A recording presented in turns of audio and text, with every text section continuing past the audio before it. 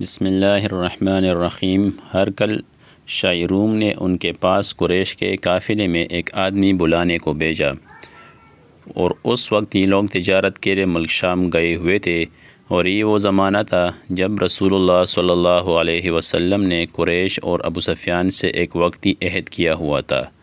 جب ابو سفیان اور دوسرے لوگ ہرقل کے پاس ایلیا پہنچے، جہاں ہرقل نے دربار طلب کیا تھا، اس کے گرد روم کے بڑے بڑے لوگ، علماء، وزراء، امراء بیٹھے ہوئے تھے۔ ہرقل نے ان کو اور اپنے ترجمان کو بلوایا، پھر ان سے پوچھا کہ تم میں سے کون شخص مدعی رسالت کا زیادہ قریبی عزیز ہے؟ ابو سفیان کہتے ہیں کہ میں بول اٹھا کہ میں اس کا سب سے زیادہ قریبی رشتہ دار ہوں۔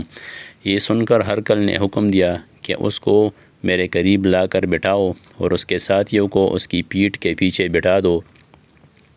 پھر اپنے ترجمان سے کہا کہ ان لوگوں سے کہہ دو کہ میں ابو سفیان سے اس شخص کے یعنی محمد صلی اللہ علیہ وسلم کے حالات پوچھتا ہوں۔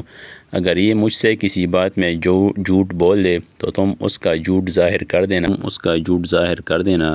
ابو سفیان کا قول ہے کہ اللہ کی قسم، اگر مجھے یہ غیرت نہ آتی کہ یہ لوگ مجھ کو جھٹلائیں گے تو میں آپ صلی اللہ علیہ وسلم کی نسبت ضرور غلط گوئی سے کام لیتا۔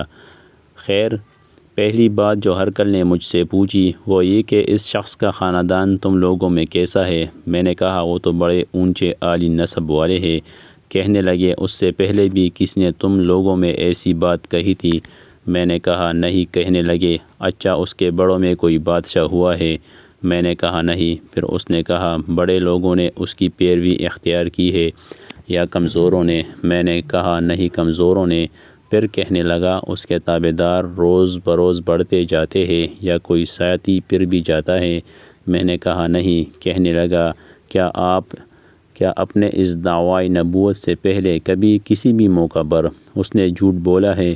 میں نے کہا نہیں، اور اب ہماری اس سے ایک مقررہ مدت ٹھہری ہوئی ہے، معلوم نہیں وہ اس میں کیا کرنے والا ہے۔ ابو سفیان کہتے ہیں میں اس بات کے سوا اور کوئی جھوٹ اس گفتگو میں شامل نہ کر سکا۔ ہرقل نے کہا کیا تمہاری اس سے کبھی لڑائی بھی ہوتی ہے؟ ہم نے کہا ہاں۔ بولا پھر تمہاری اور اس کی جنگ کا کیا حال ہوتا ہے؟ میں نے کہا لڑائی ڈول کی طرح ہے، کبھی وہ ہم سے میدان جنگ جیت لیتے ہیں اور کبھی ہم ان سے جیت لیتے ہیں۔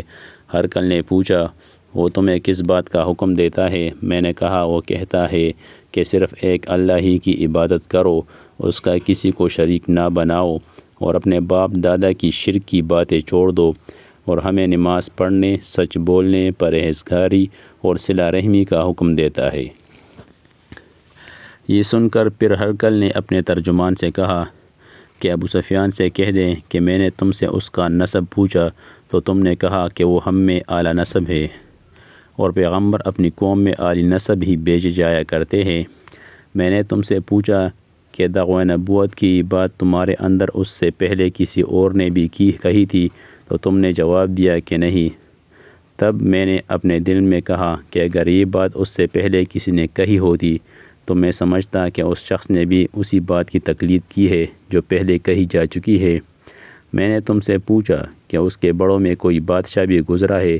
تم نے کہا کہ نہیں۔ تو میں نے دل میں کہا کہ ان کے بزرگوں میں سے کوئی بادشاہ ہوا ہوگا تو کہہ دوں گا کہ وہ شخص اس بہانہ اپنے آباء و اجداد کی بادشاہت اور ان کا ملک دوبارہ حاصل کرنا چاہتا ہے۔ اور میں نے تم سے پوچھا کہ اس بات کے کہنے یعنی پیغمبری کا دعویٰ کرنے سے پہلے تم نے کبھی اس کے دروغگوئی کا الزام لگایا ہے؟ تم نے کہا کہ نہیں۔ تو میں نے سمجھ لیا کہ جو شخص آدمیوں کے ساتھ دروغگوئی سے بچے وہ اللہ کے بارے میں کیسی جھوٹی بات کہہ سکتا ہے؟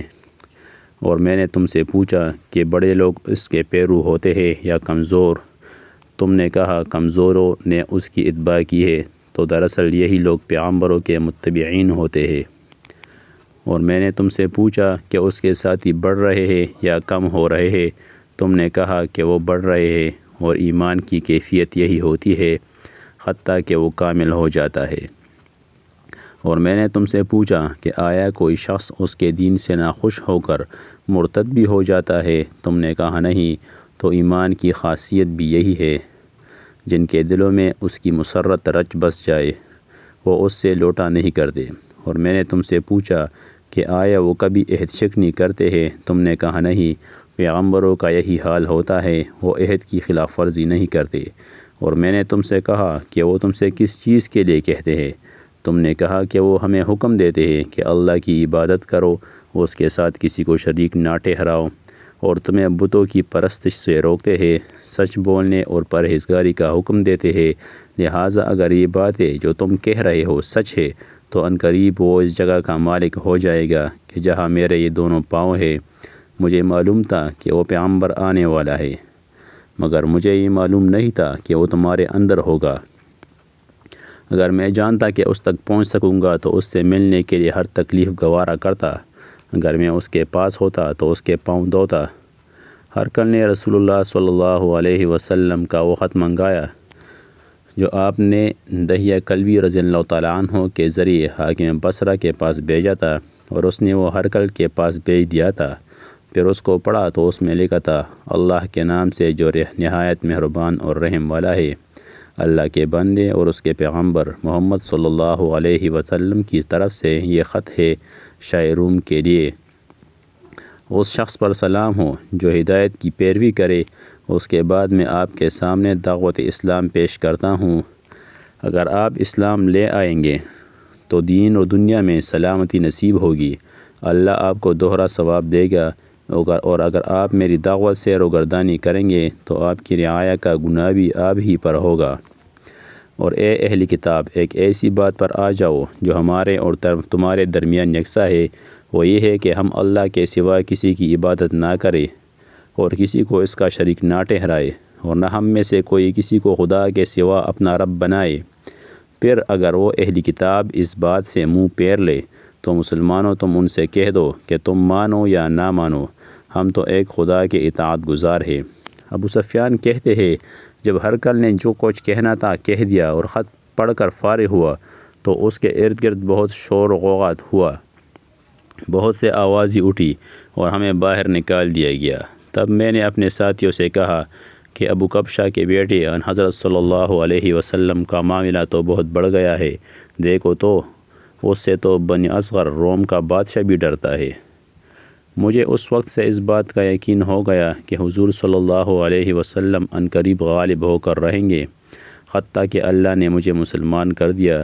راوی کا بیان ہے کہ ابن ناطور ایلیا کا حاکم ہرقل کا مصاحب اور شام کے نسوارہ کا الاٹ پادری بیان کرتا تھا کہ ہرقل جب ایلیا آیا، ایک دن صبح کو پریشان اٹھا تو اس کے درباریوں نے دریافت کیا کہ آج ہم آپ کی حالت بدلی ہوئی پاتے ہیں، کیا وجہ ہے؟ ابن ناطور کا بیان ہے کہ ہرقل نجومی تھا، علم نجوم میں وہ پوری مہارت رکھتا تھا۔ اس نے اپنے ہم نشینوں کو بتایا کہ میں نے آج رات ستاروں پر نظر ڈالی تو دیکھا کہ ختنہ کرنے والوں کا بادشاہ ہمارے ملک پر غالب آ گیا ہے۔ بھلا اس زمانے میں کون لوگ ختنہ کرتے ہیں؟ انہوں نے کہا کہ یہود کے سوا کوئی ختنہ نہیں کرتا، سو ان کی وجہ سے پریشان نہ ہو۔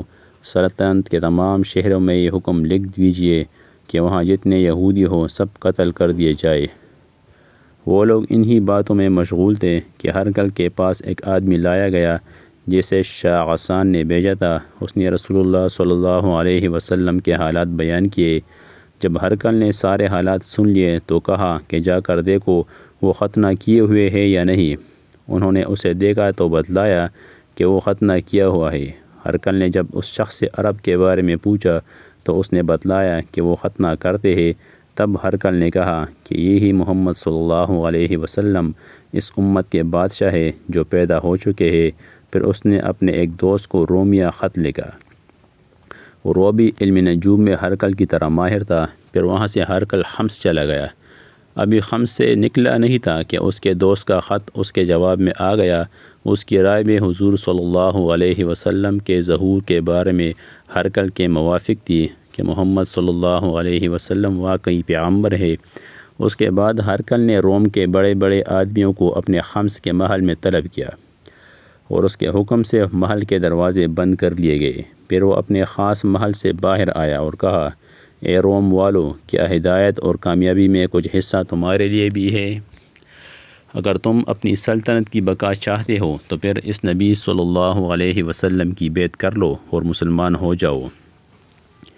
یہ سننا تھا کہ پھر وہ لوگ وحشی گدوں کی طرح دروازوں کی طرف دوڑے، مگر انہیں بند پایا۔